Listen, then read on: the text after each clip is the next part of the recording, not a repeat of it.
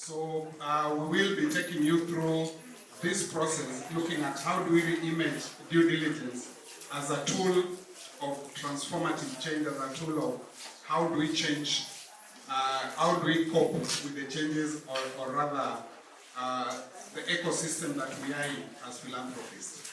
So I will start with, my name is Odera, Kennedy Odera. I work for KCDF, Kenya Community Development Foundation, based in Nairobi. I'm told I don't talk about capacity building. I do capacity strengthening and system strengthening. Because I was told yesterday capacity building has a negative connotation. So I think I'll ask my bosses to change my title so that I'm a capacity strengthener. Yeah.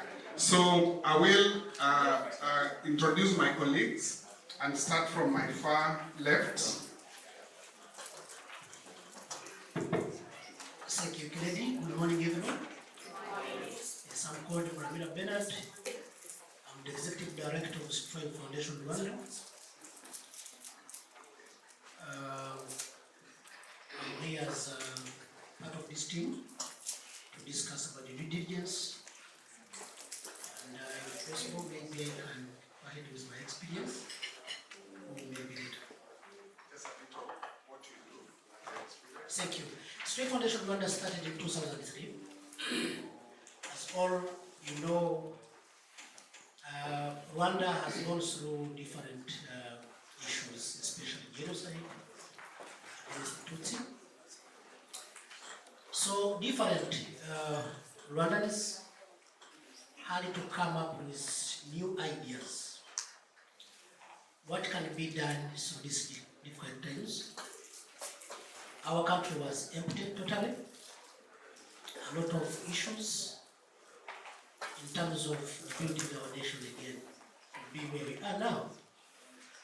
So it was a full responsibility to everyone like us to establish an organization which also can help the government to tackle some of the issues that we are affecting, especially on the children. Remember, we had the orphans, many of them, but also we had also even the children who was actually born from those perpetrators. So the issues was very, very, very hard to the nation. So Strive came in as a local organization to support the government of Rwanda in different aspects of life, especially interreconciliation, to support the government in terms of children integration, especially like there is the orphans also, but there is also like they were coming from the perpetrators. Women, people, we had a lot of issues. That's why we decided to establish Strive Foundation in 2003. And now we can see that we have tried to save lives above 200,000 in that country. Thank you. Thank you. Next speaker. Good morning, everyone. My name is Lynette Misheni. I work for TechSoup Africa. TechSoup is an organization that exists to bridge nonprofits around the world with good tech, and tech that can amplify the positive changes that we are working with in the community. Thank you, Lynette. You can hear me? Thank you, Lynette. And Bernard, we go to my right. Good morning. My name is Catherine Kiganjo. I work at Kenya Community Development Foundation, KCDF. My role is I'm a team lead for organizational development. Just a little background about KCDF, probably for those who do not know, is that Kenya Community Development Foundation is now 25 years old. We were set up with a view to focusing on how do you strengthen communities and organizations, how do you prepare them for when there's probably no funding in terms of resilience, So basically what that meant was that focusing on building and strengthening organizations, financial resilience, and basically taking charge. So the philosophy of KCDF is that communities have solutions to their own problems. So as you engage with communities, we all need to remember that they take lead in identifying what they want to do, and then really our role is to facilitate. And so this due diligence is really important to us, because when talking about strengthening organizations, it's important to know where they are at as you begin to engage with them. And that is the reason why KCDF finds the partnership with TechSoup very important. Maybe just to say that in our grant making process, the idea of the community is, or the organization that we are working with is first the most important thing. And then now we then deal with what are the areas of capacity gaps that, or areas of strengthening that we want to deal with. And so that is our approach. Thank you.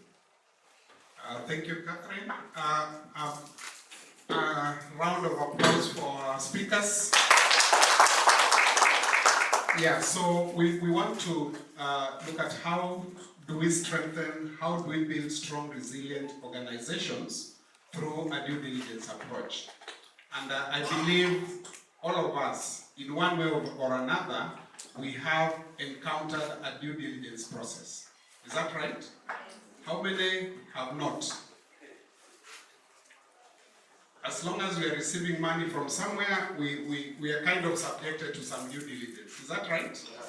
So we want to look at what informs this. And we are looking at the history, a bit of background.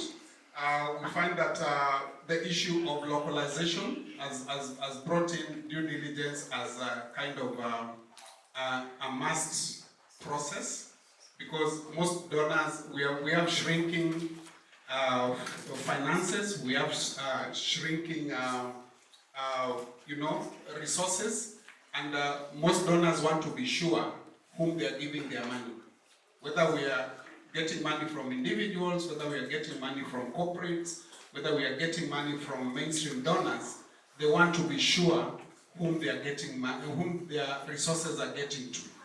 And with this, we know that we've had challenges in terms of that being an obstacle, but also being a success, in that to fulfill the localization agenda, we want to be sure how our resources are used. And this has also brought in the issue of funders being a little bit more cautious on whom they allocate their resources to. And this disadvantages other organizations, while other organizations are kind of favored because they have the systems and the tools when it comes to due diligence. So today we want to make this session very interactive, and before we really start the session, we just want to have your feeling, your experience, yeah? Your experience on how have you engaged with the due diligence process. Okay?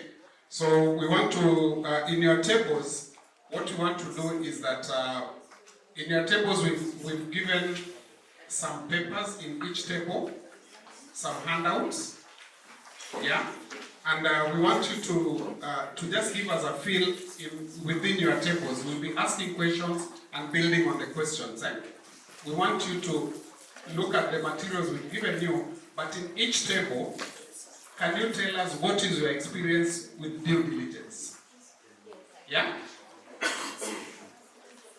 Are we together?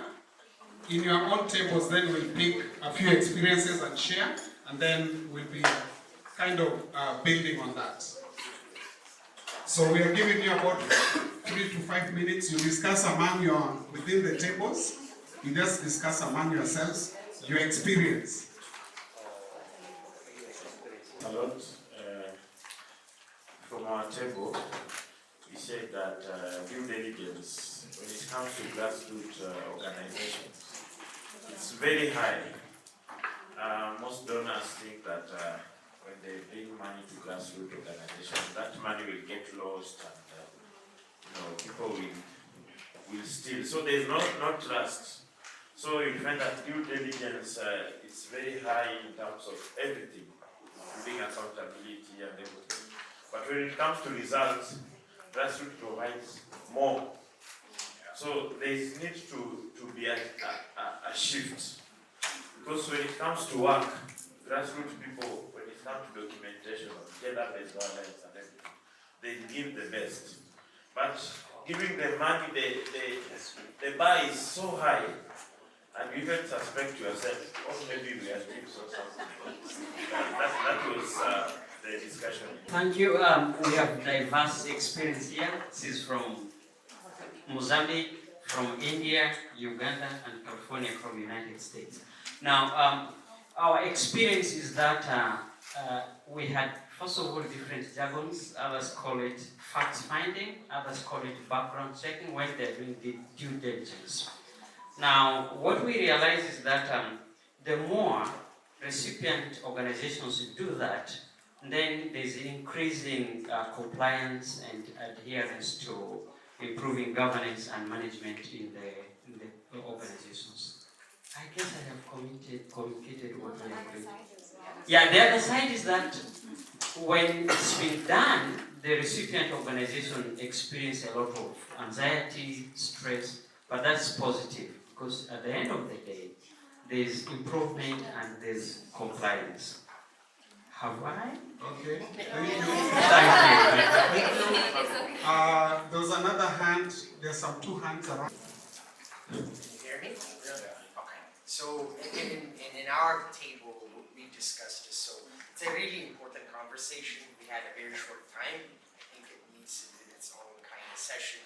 But where we went is, so we talked about the experiences that we had dealing with bilateral funders, which give large sums of money, but comes with a burden for small or medium-sized civil society organizations. But I think the primary question that needs to be asked is, when you say due diligence, are we having due diligence to the communities that we serve, or are we having due diligence to the funders? So as an organization, we've decided to choose who funds us. So we're not talking about just due diligence of being compliant to funders and funding organizations, but having a paradigm shift where we're challenging that power and we're refusing funders that come with specific guidelines. So we're doing the due diligence on the funders that are funding this. So I think, especially in this kind of environment, that's the kind of narrative that we need to push, and the due diligence need to go to the communities we serve, and they do the due diligence to the implementing partner, then going to the funder. So that's. Thank you so much. Maybe at some point we'll share how do we do that. Let's have, there's a lady here. Here. Sorry, I know we give people opportunities, yes? Thank you. I think we also had diverse ideas, but experiences, but we agreed to share one from one of the projects that one of us is working on. So with this particular donor, that's quite strict with their vetting processes, where every person on a project is supposed to vet, like an online vetting, where you set your name in it, and then it gives you the history of this particular person. But I think what's of interest is that it's not just project personnel, but anyone who the project is going to interact with, including a government official who we are going to interact with on the project.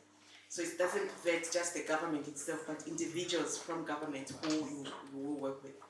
It did feel a little bit cumbersome at some point because it felt like a lot of work. Like every time you are dealing with anyone, you have to check and present that. And it's also fouled with the HR department that you've actually vetted with this person that you're working with. Yeah, thank you. So it's very intense. It is quite intense. I mean, it's nice because we feel comfortable that you're dealing with the right people, but I think it's getting it done that feels like a lot of, it's labor intensive, especially that the project is quite big and you're dealing with a lot of people. Okay. Okay, thank you. We will move to the next session, please. It's because we have a very short time. What is coming up is that there's the issues of compliance, there's the issue of heavy involvement in terms of due diligence. There's the issue of the frontline, the beneficiaries, taking us through due diligence and all that. So I want to ask the panel. And thank you, that was really interesting feedback. So basically when we're talking about due diligence, we're looking at internal structures and standards, and more we're basically looking at how then can we be able to demonstrate and create an opportunity for trust. Maybe to share the KCDF experience, I think we all need to be aware about the power that comes with due diligence. Because most of the time, due diligence is being carried out by donors. So you find that it doesn't really give you the opportunity, to be yourself, but basically it's really a compliance issue. So maybe just to share KCDF's experience in our grant making process. What we have done is, previously we would send a tool. No, we would appear with a tool to our potential grantees, and then would run through this tool. It's really more like what auditors would do. And then they would come, ask you a question, and then the grantee or the potential grantee would be responding to those questions as there, and then they really felt intimidated. So what we did is that, because it's not about the determinant for the grant, but it's a process to establish capacity or areas of strengthening.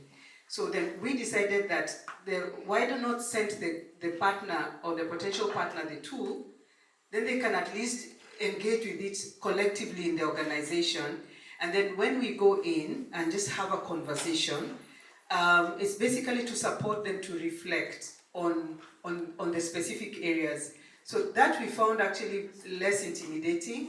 And most of the time is also, you find that because the partners are thinking, they have their concept, or they're thinking that if we rate ourselves too low or too high, or too low, probably we will not get the grant. But then when you walk them through the question, they're able to reflect, okay, yeah, this is where we are, and it's because you make it very clear, this will not determine whether or not you get the grant. This is just a process to support you to reflect, to build on areas of strengthening and a capacity areas. How can you then come up with a plan to strengthen yourself? Because you're focusing on not just the organization that is engaging with you at that point, but then the other opportunities that may come. So it's just really focusing on supporting them to reflect on where they are at and how they can build.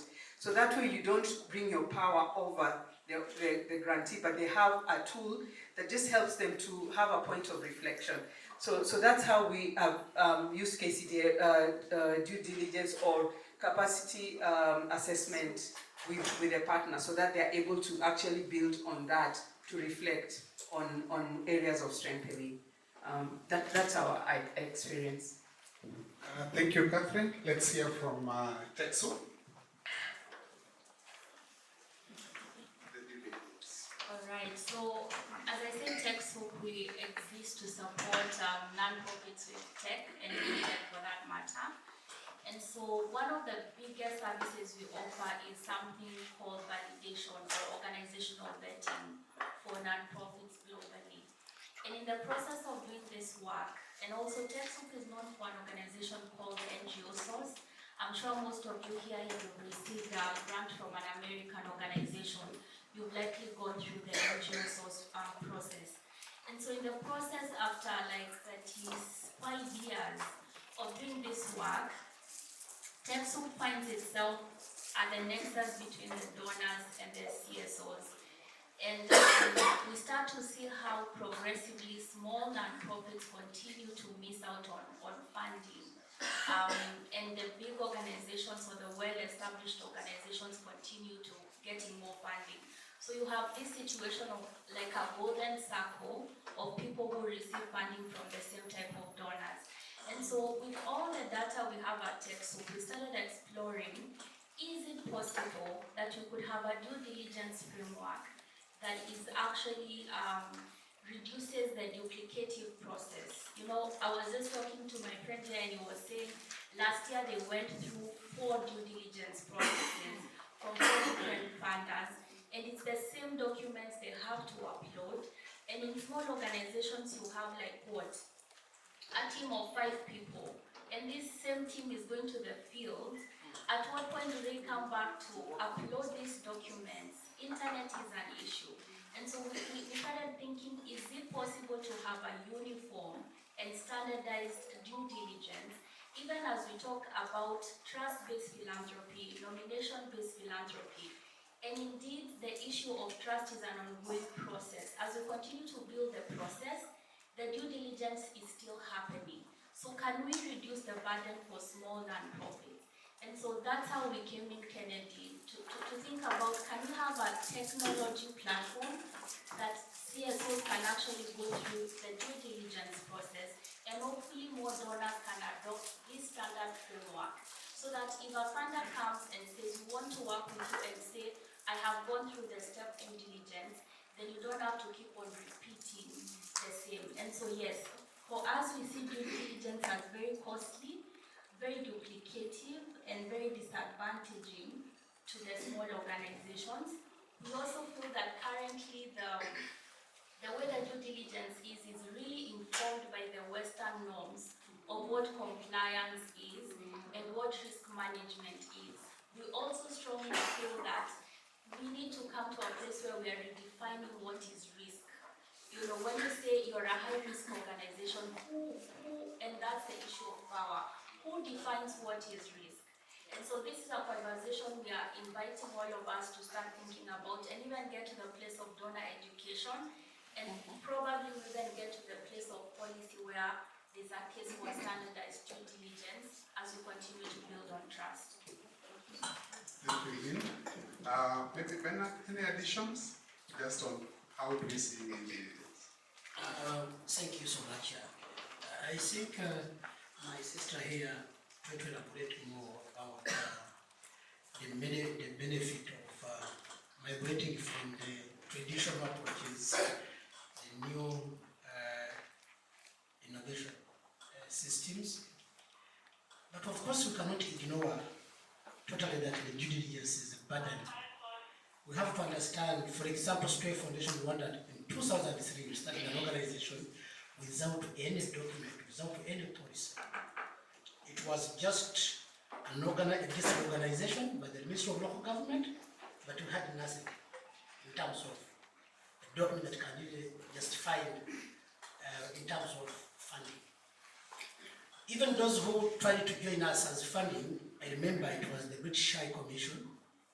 It was basing on my just convincing the High Commissioner that Strive can do better. But to be honest, we had nothing in terms of document, it's a policy, whatever. So as time goes on, different funders came to us because we had a very good strategy, implementation strategy on the ground, visibility, the way we can. But then the system starts asking us, Bernard, do you have this document? What is that? No, do you have a gender policy? Gender policy? No, okay. Do you have financial management policy? Now things are starting becoming tough. Yes? You see how now things are becoming tough?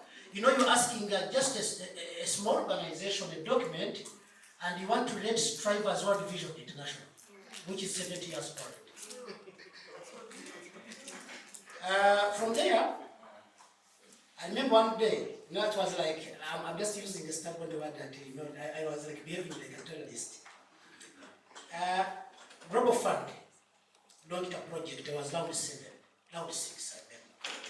But the Minister of Health was there, the sub-recipient. They would use a proposal. They say we need local partners to come and they compete. You know what happened? I just make a small concept, like 2 pages. I went to the Minister of Health and submit. They told me that keep your soft copy. This is hard to keep your soft copy. You know how much I was requesting from Global Fund? 11 million francs. That is like to date is 10,000, like something like US dollars. When I reached there, okay, I submitted, they accepted, they said this is the reception, then I go back, I went back, and then they said, called me, come for, you're going to defend your project in front of the minister, state minister. You know what I mean? When I enter there, I find the strivers are just a small organization. I'm competing with UNICEF, I'm competing with Save the Children, World Vision, all of them they are there. They have documents for 20 years ago. My God, I was like, can I run from this room? I said, okay, let me start my answers. Bernard, please come. Please bring your flash here. Put it here. Project. So, imagine some, like this big organization was investing 5 billion, 10 billion. There is where the due diligence it shouldn't be a burden to everyone. Thank you. Thank you. So what you're saying, the questions that sometimes we ask for either the big donors or the intermediaries is when we give you funds, will the funds be used for the right purpose? Clear? Yeah. We're also asking, will the funds be lost? Will they be misplaced? And we are asking these questions because we want to be sure that the monies will be used for the intended purpose. I'm just trying to summarize what we've said. And will we deliver on time and in a transparent way? If you are given funds or if we get funds from wherever we get funds. And then will it generate good outcomes? And when you answer these questions, you find that you must have a system or a structure that captures this to convince the person giving you the money that you need to have a structure and a system that works for you as you deliver your projects. Is that right? So the second question I want to ask is, what can we do in a progressive way to develop trust, in the due diligence process, whether you are a funder or you are a recipient? What can we do? So we can discuss that in the tables again, so that we see what can we do to ensure that due diligence doesn't become a pain, but becomes a system that is helping us develop our organizations, and progressively it develops trust between the funders and the recipients. Can we just have a quick 5 minutes discussion? 5 minutes.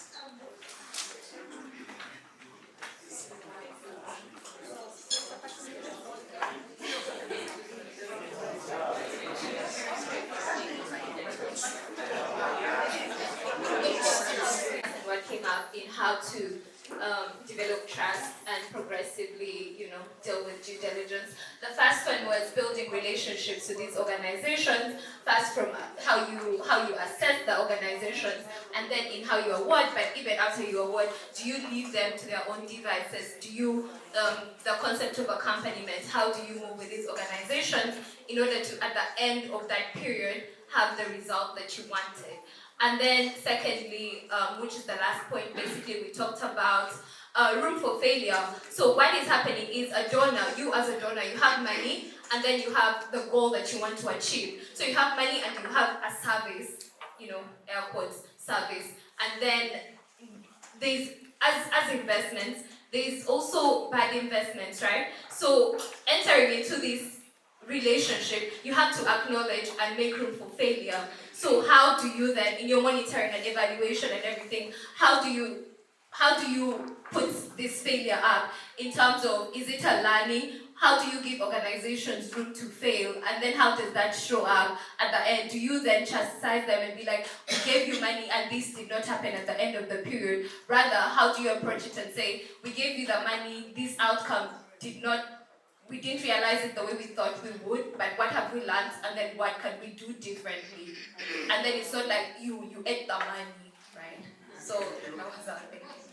Thank you. Let's give it to Moses. Thank you. We are saying that we need to build trust, we need to learn through the process. I think I just want to spoil the party. I think we start, the first question that you gave us, and a number of people articulated the challenges of due diligence. And I think we quickly adjust to the problem. I think I'm totally persuaded that due diligence is primed on mistrust. Due diligence is primed on misunderstanding risk.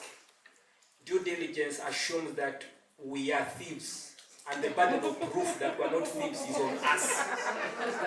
And now we are trying to adjust to the problem and trying to how can we make it progressive.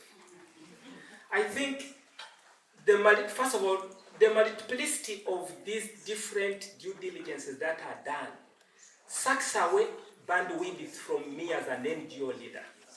Today, KCDF is coming, tomorrow USAID is coming, the other day the organization is coming, and like Bernard has said, there is even no uniformity of the boilerplate which they could actually use.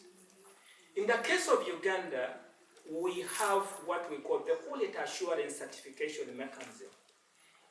It's a voluntary certification mechanism, which is when we take through organizations using the same parameters that are found in all these organizational capacity assessment tools.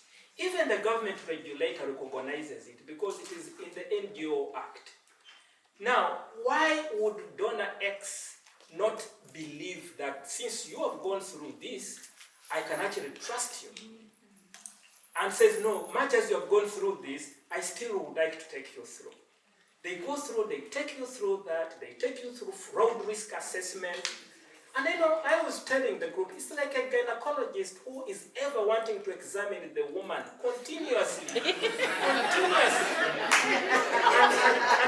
not wanting to rely on the report of the other gynecologist.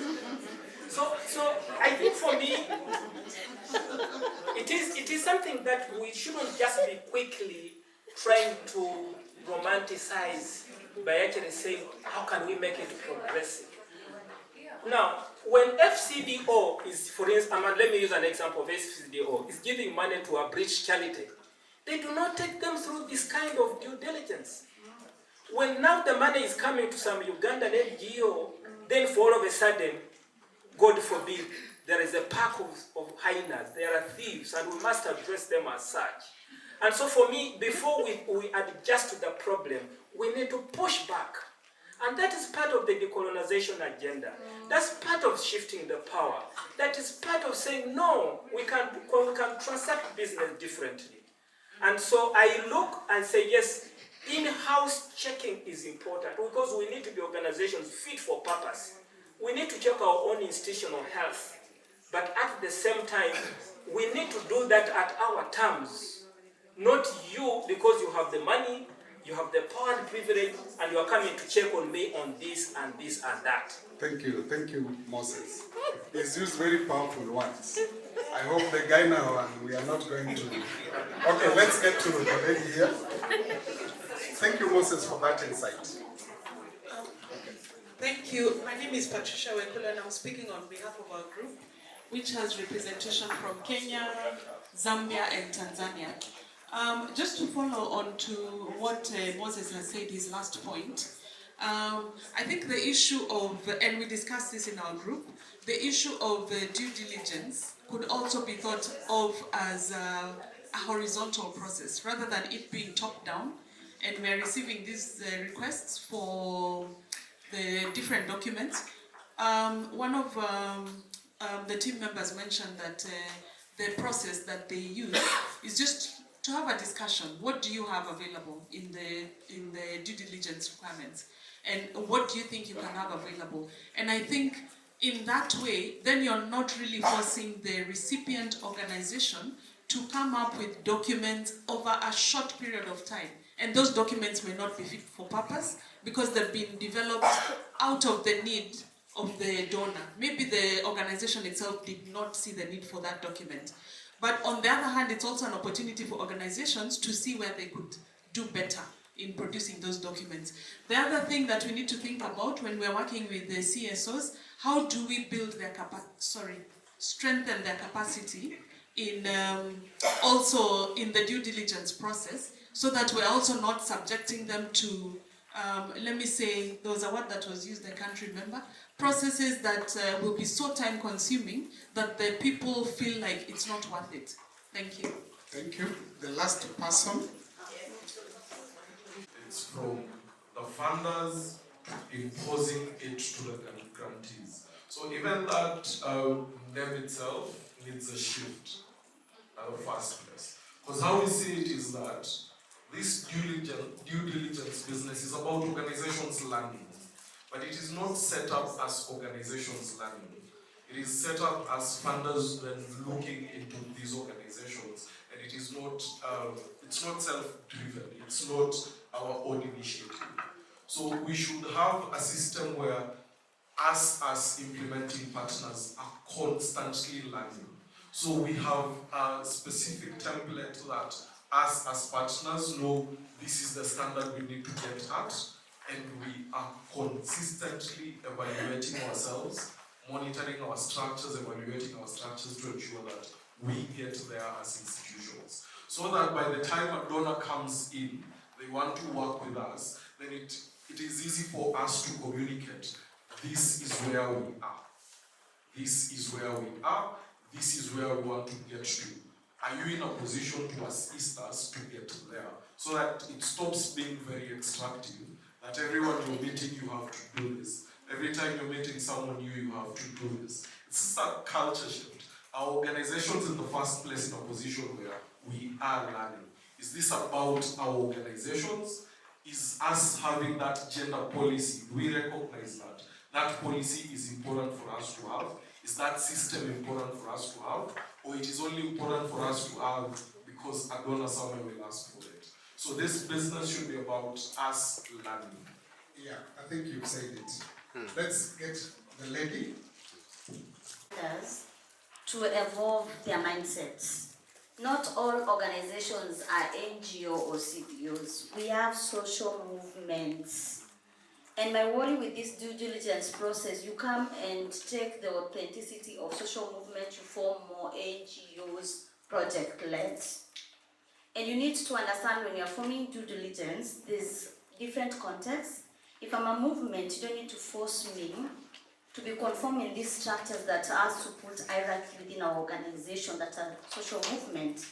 And when you put this hierarchy, from my own experience, you create even conflict within those social movements. Because now you start putting title, now Rachel, you're the ET. We need a board. You need a finance person who was qualified. Whereas the money you're bringing even cannot afford that ED, cannot afford even that finance person. So I think within the mindset of due diligence, as much as it's important, but you need to recognize also some of these movements, they cannot even register because of the work we are doing is more resistance work. And if it's resistant work and then you ask me, where is your certificate? Where is your audited report? And I've never gotten funding.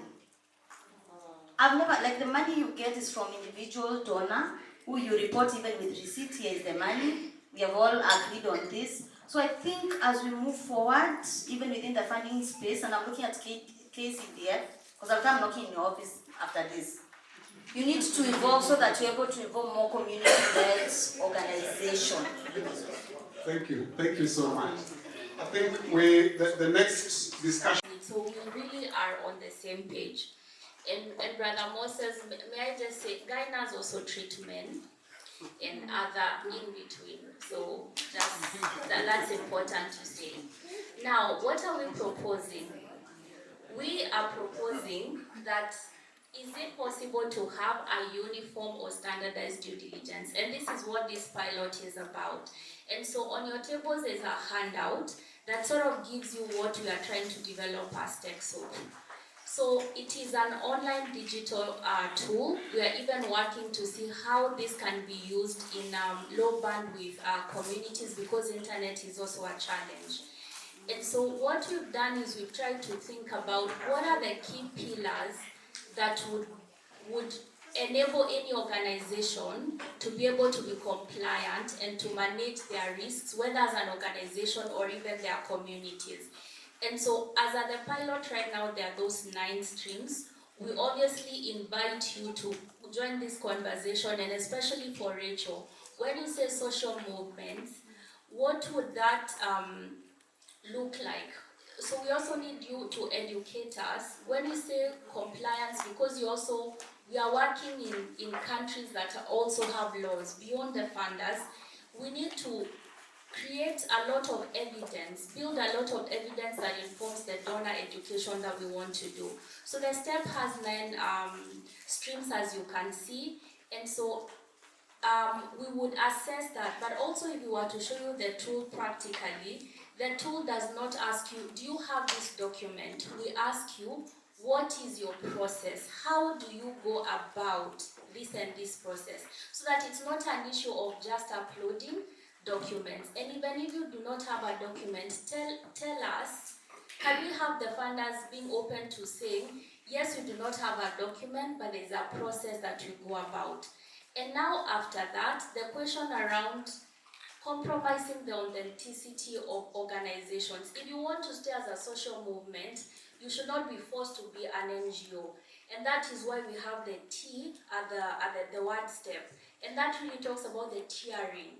And the tiering really is not about who is better or not, but the tiering process is to help us appreciate the different types of organizations. We have come across foundations that are family foundations, that they support 100 orphans every year, and they do not want to be a big NGO that serves 1,000 children. They just want to serve 100 orphans. So now, how does this due diligence happen so that you are not imposing pressure on them to go and expand? And now we are talking about the tiers, and the tiers is really to help appreciate that we are a CBO, we are a self-help, we are a social movement, and this is the way we do our things. So you'll see the tiers. But then there's something else there. We're talking about localization. We understand that language is a barrier. We understand every country has its own legal requirements. So how do we then not impose the laws of the donor country to your country? And that's why in the STEP framework we have what you are calling localization, and I'll ask Catherine to speak about it.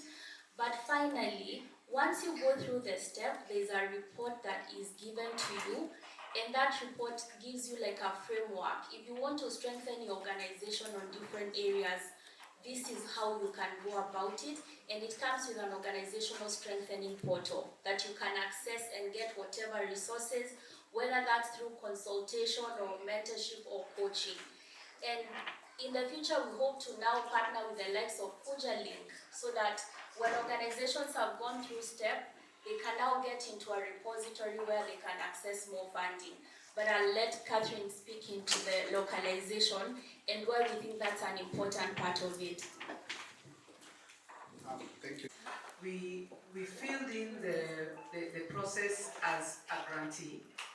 So we were able to give feedback on the different areas that were being asked, such that they were able to improve on the process. Then we wore the hat of an assessor, so that we could then have the experience of the assessor in terms of looking through the process. So that way we are able to localize and make sure that these tools and the framework is really applicable to our own context. So what's the way forward here is that KCTF and in Kenya, I think WAXI in West Africa and Pambana in South Africa are working with TechSoup to work in terms of being assessors and being the organizations that support the process. So that way, the assessors are not from the global north. The assessors will be, and what happens in due diligence is that donors will identify assessors who are from the global north, and you send the documents, and they will be reviewing these documents and the process through their own lens. So this is now they're localizing. This process is localized in the region, so that it's really applying for our context. I'll just give an example. Some due diligence organizations, donors will use audit firms. They will put out a call out there. And who do they give to do the assessment? They give audit firms, right? And what the audit firms do, they'll come with a tick box. And they really do not engage with and understand the process. So as part of civil society, we at least will be able to we have worn the shoe and we understand exactly what this process is about. So we have actually worked very closely with TechSoup to improve the tools so that at least it's applicable in our context. Yeah. Thank you, Catherine. Bernard, you want to add something? Just briefly. Thank you so much. To me, as Cousin said talked about the localization, but for me, what I'm proposing, I think the due diligence should go beyond the traditional approaches.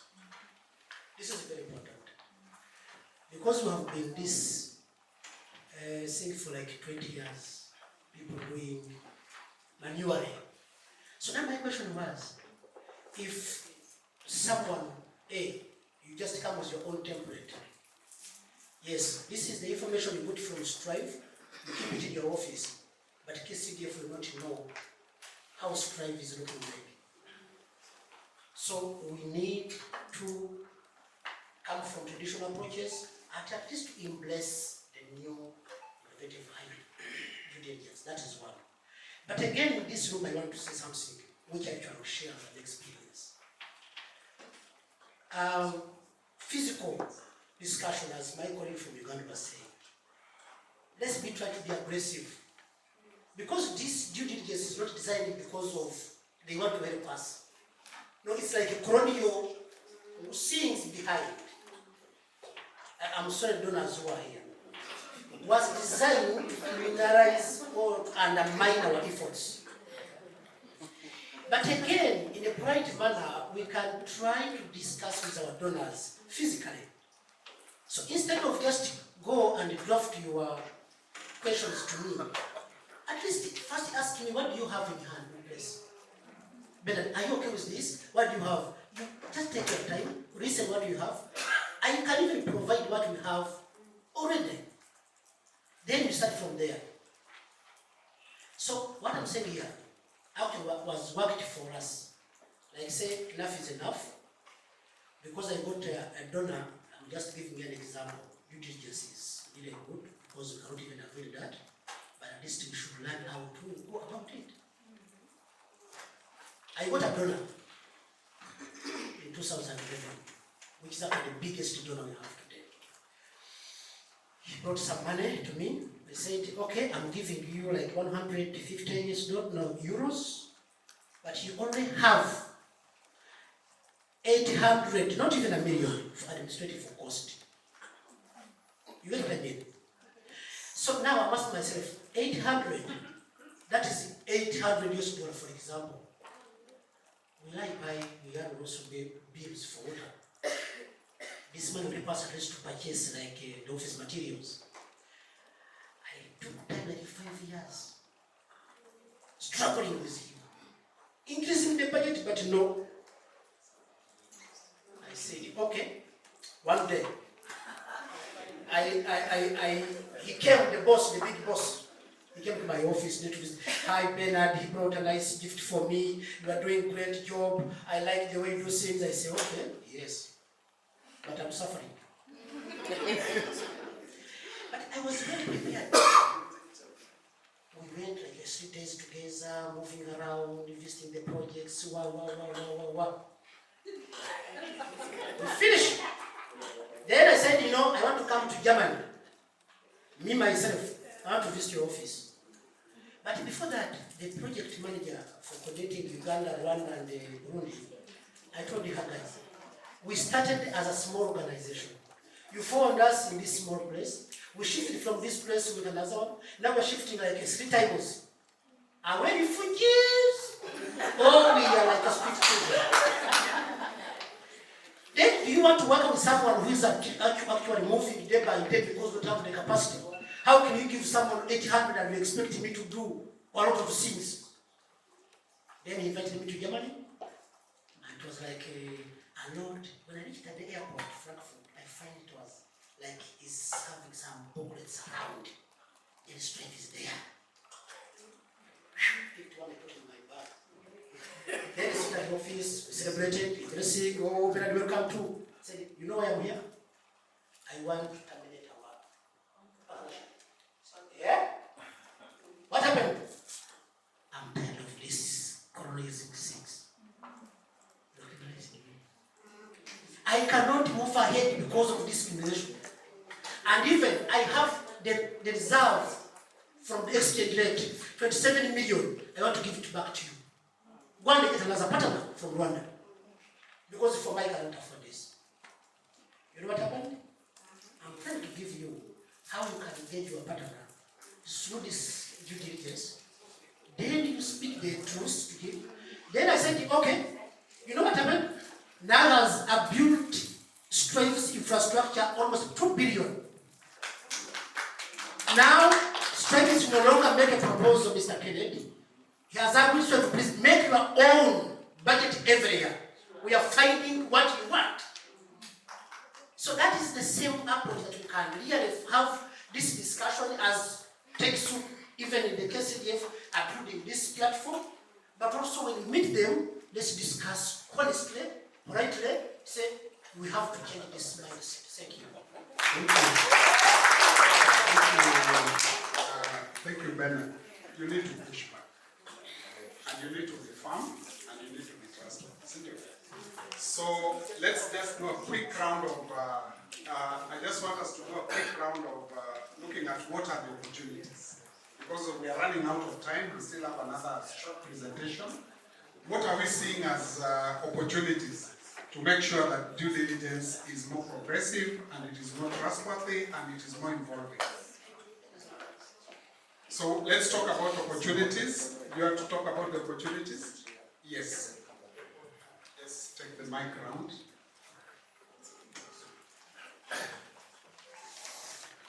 Hello, good afternoon. My name is Kim. I work for an organization called the ones that have solutions for the challenges that the community face. However, they sometimes struggle with attracting the right kind of funding to be able to strengthen themselves as organizations and also to grow their impact. And that's why philanthropic funds are important.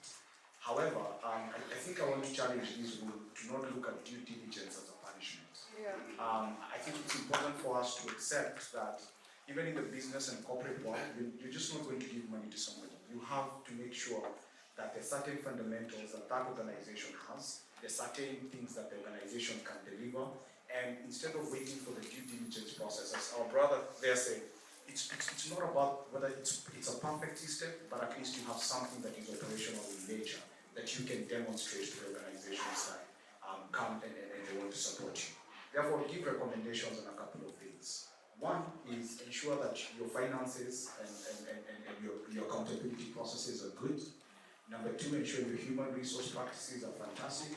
Make sure you've got a good strategy. Ensure that if you're registered as an NGO, you've got a good board and you've got good board members that are trusted. Make sure that you've got a good branding and communication teams that ensures that you're able to report on your impact. Collect and store your data accurately so that you can be able to share the milestones that you're making as an organization. And then curate your funders, right? Be very clear about what type of funding you're looking for. For example, and just to my last point, for example, if you're looking to get, funding from philanthropic, bilaterals, and when I say bilaterals, we know who those are. They will put you through these processes you're complaining about. So you must be aware that that is something that will happen to your organization. And instead of complaining, you should at least be ready that these are some of the things you will provide. However, if you want to work with foundations are very relational, right? They are not very prescriptive in the way they want to give funds. They are quite flexible. They take simple concept notes. It's important to know, and some of them just do not take open and blank applications. So you have to build those relationships. I think for me is if you want this kind of support at GDI we do offer. I think KCDF is also doing, just by listening to them, they are on the right path. But it's important to accept that for you to be given money and for you to be able to do the things, because we don't do this for money, we do this for the impact that it has in our communities. I think that's the most important thing.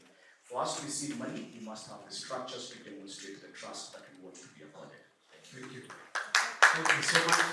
The lady behind, the lady behind. My name is Debbie. I am from Uganda and I work with a fund. And what I wanted to add to the conversation too is that we mentioned a lot about how we work with the community, like we work with local people. Some of these people obviously they don't have the the paperwork, they don't have even the just knowledge of a lot of the things that we're talking about. So I think it is important for us in the due diligence process to almost come down to their level to make sure that we're translating what we need or what our goals are to match theirs in a way that, in a language that they understand. So due diligence in this way is just making sure that we're understanding that what our goals are and what our mission is aligned with what you are trying to do. And doing that in a way where we're not trying to put them down or trying to make it impossible for us to do work with them, but rather to ensure that at the bottom line or the mission for us, the reason for us doing this due diligence process is to just figure out, are we aligned in our mission? Is the work that we're trying to do going to achieve our mission at the end of the day? And so just trying to translate that to just the lay person, the local person who does not have all the paperwork and know all of this like academic jargon. Thank you. I think we need to be. Diligence is one of the project management knowledge areas under the risk management. So it's part of that, how do you want to manage your risks? And we don't take risks, we take calculated risks. So this is very important.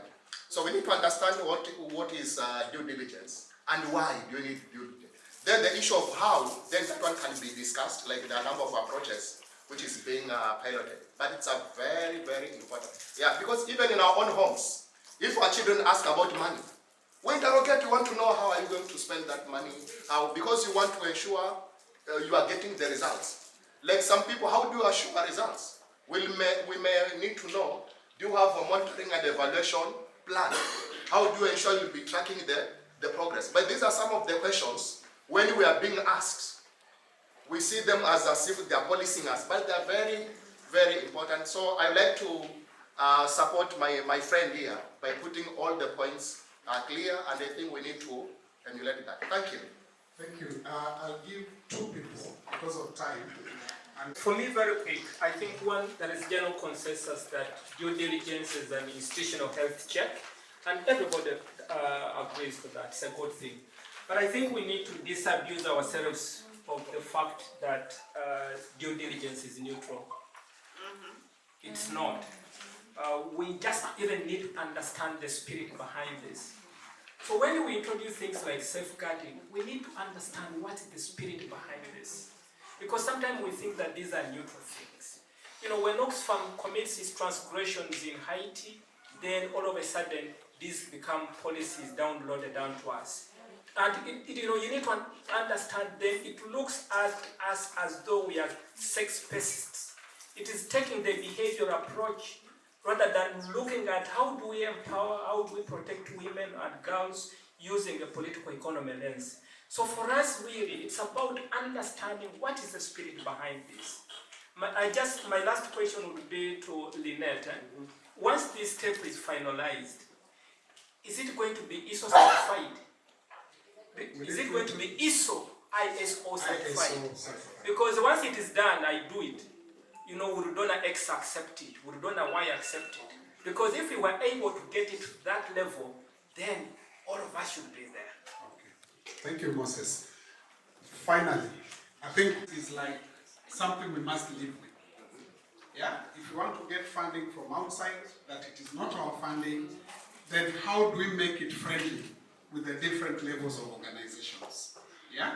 How do we make it more accessible, more, you know, rather than making it look like it is a punitive thing, can we look at it as, is it something that will help us grow our organizations? Yeah? And organizations, I think, need to do due diligence for their own benefit, not for the benefit of the donor. Because if you look at it from the other side, then you start criticizing that the donor is bringing in a lot of conditions for the funding. But if you look at it inwardly, then you say, we want to grow organization. How can we make ourselves look much better? How can we make ourselves be a less risk organization? Okay? So I'll not give chance again because we just have 5 minutes to go. I want to request Catherine to take us through. There's this donation technology that we also work with TechSoup. So that this one we are pitching, we are not going to really open it for discussion. We just want to tell you the opportunities that are here, how you can get there, and how it can benefit you. Sasa, Catherine. Okay, it's a very quick pitch. So KCDF and TechSoup are in partnership to provide an opportunity for software or digital, to enhance digital environment. Now, we know that software is usually very expensive, so we partnered with TechSoup to access certain service providers to be able to give a discount for software. So, the opportunity that KCDF and TechSoup gives is that you can access that software through our partnership. I'm going to go to the next slide. So what used to happen is that for you to get software, you would have to go directly to the companies. So the period of time to connect you to the software and onboarding, and also they also have to do due diligence, especially for non-profits, because they have to confirm you're a non-profit. And so there are certain criteria that they require, and I think the handout that's there has given you some few slides that you can look at. So what would happen, it would take quite a while before they can process you. So what TechSoup has done is TechSoup has now become the intermediary to support the process. So you reach out to TechSoup through KCDF, the contact is there, and then they will be able to make available the different software. So we have Microsoft, we have Dell, Adobe, so all this is available through KCDF. And then what happens is we connect with them, they verify your status as a non-profit, and then they're able to then connect you to get the software at a discounted rate. So the discount can go up to 50% on software.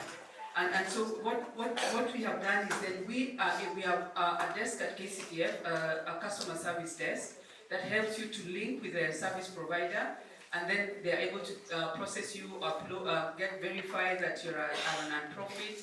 And what this is basically is that this is made available especially, it could be for your partners who are at a really low level, who may not have high budgets to support their software. So products that may be available are,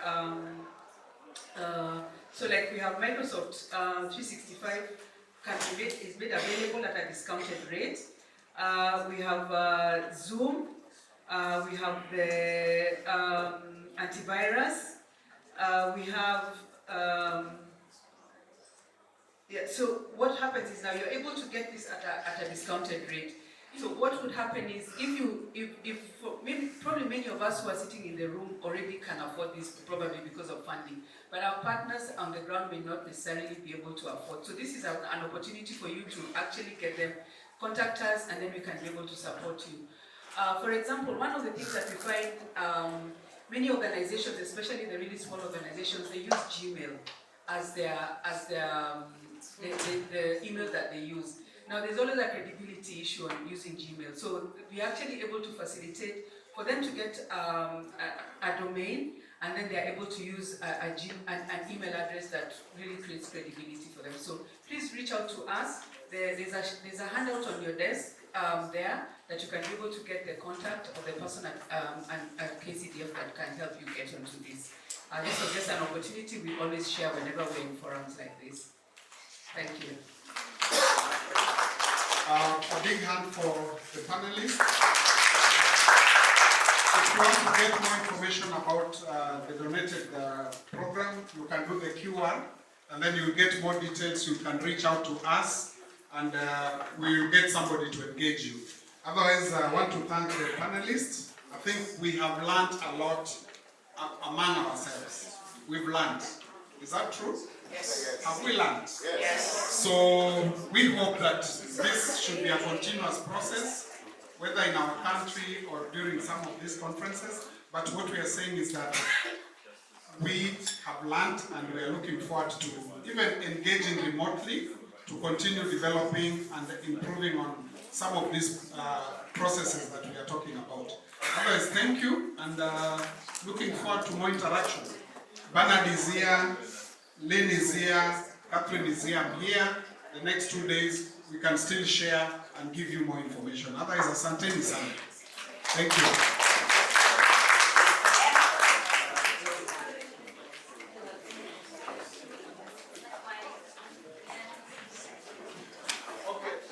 We can break for lunch. Yeah, we can break for lunch.